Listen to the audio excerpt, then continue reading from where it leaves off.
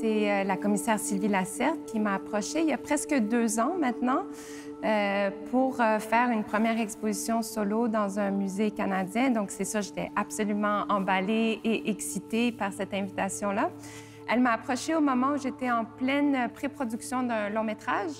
Donc, je lui ai dit, est-ce qu'on peut attendre un petit peu, pas le faire dès le printemps, est-ce qu'on peut attendre à l'automne d'après? Puis c'est sûr qu'avec la pandémie, bon, ça a repoussé. Et en fait, j'ai été assez contente de pouvoir prendre mon temps pour faire cette exposition-là parce que ça m'a permis de vraiment pousser mon exploration plus loin, de faire quasiment que des nouvelles œuvres pour cette expo et de vraiment pousser ma pratique et mon travail un petit peu plus loin, de prendre le temps de bien faire les choses. Donc c'est ça. Ça fait vraiment 2 ans que je suis en conversation avec Sylvie Lacerte pour monter cette exposition-là. Toute l'exposition se centre autour de matériaux de construction et ça, c'est une continuité dans ma pratique, mais j'ai vraiment remarqué la hausse des prix des matériaux de construction depuis la pandémie et l'accès à ces matériaux-là. C'était vraiment moins facile que d'habitude et les fournisseurs étaient beaucoup plus lents aussi à pouvoir fournir. Les délais d'attente étaient très longs. Donc, il y a eu, tout au long de la planification de cette exposition-là, il y a eu un vrai travail de coordination très important pour s'assurer qu'on arrivait à nos échéances, qu'on arrivait à faire les choses dans les temps et avec le musée, livrer les œuvres à temps pour monter l'exposition. On ne monte pas une exposition toute seule. J'ai vraiment une équipe qui m'a appuyée là-dedans et qui m'a aidée à faire tout au niveau de la coordination, au niveau de la technique, au niveau de la consultation, vraiment pour s'assurer que tout l'aspect technique derrière la fabrication des œuvres, mais justement le transport, l'entreposage des œuvres se fasse adéquatement. Le transport s'est fait en plusieurs temps, donc le musée est venu chercher d'abord les œuvres qui étaient prêtes à l'encadrement que j'ai commencé il y a plusieurs mois. Et toutes les structures architecturales ont pris beaucoup plus de temps parce que c'est très technique, il y a des plans techniques à faire, on veut s'assurer que ça tienne bien, il y a une implication par rapport au public aussi. C'est la première fois que je fais ça, donc c'est un petit peu une phase d'expérimentation.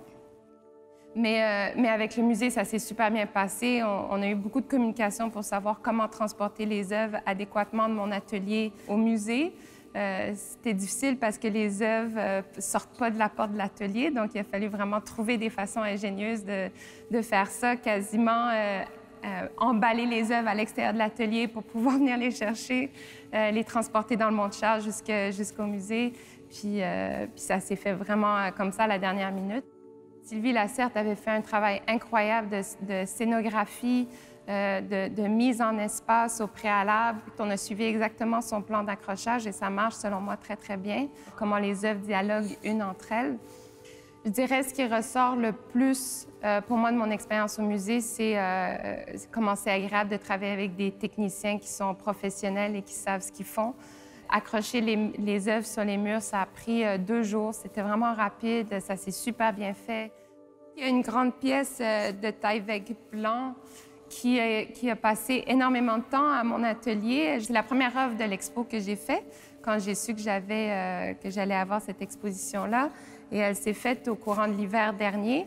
Et c'est des feuilles de Tyvek qui sont cousues à la main, feuille par feuille, sur un grand morceau de tissu qui mesure 9 pieds de haut.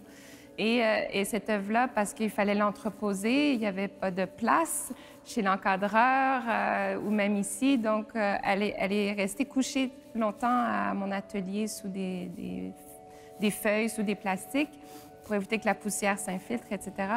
Puis maintenant, quand je l'ai amenée ici, qu'on l'a accrochée, qu'on l'a dévoilée, bien, il a fallu retravailler la fibre du papier pour être capable de l'ouvrir un petit peu parce qu'elle avait été tellement restée endormie pendant quelques mois.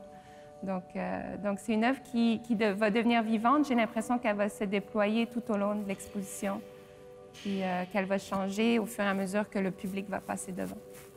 Après, c'est sûr qu'il y a aussi d'autres œuvres.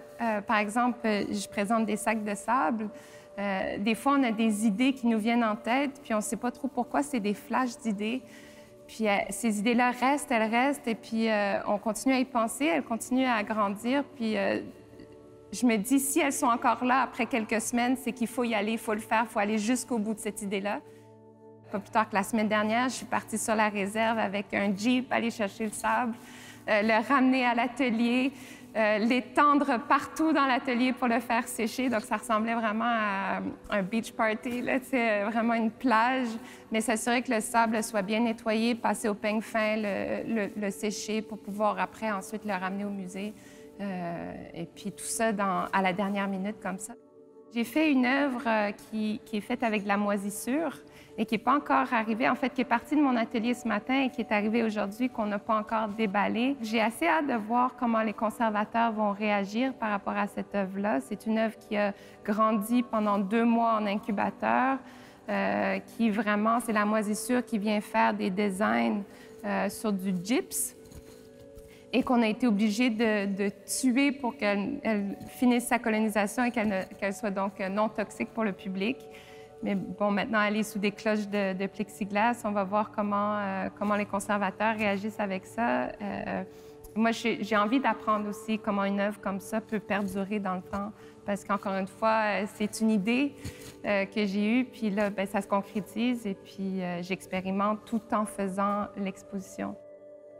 Je pense que c'est le fun de faire ça. Chaque exposition doit t'amener plus loin et de pouvoir expérimenter des nouvelles façons de faire, que ce soit avec de la moisissure, donc des organismes vivants, mais aussi avec des méthodes plus architecturales.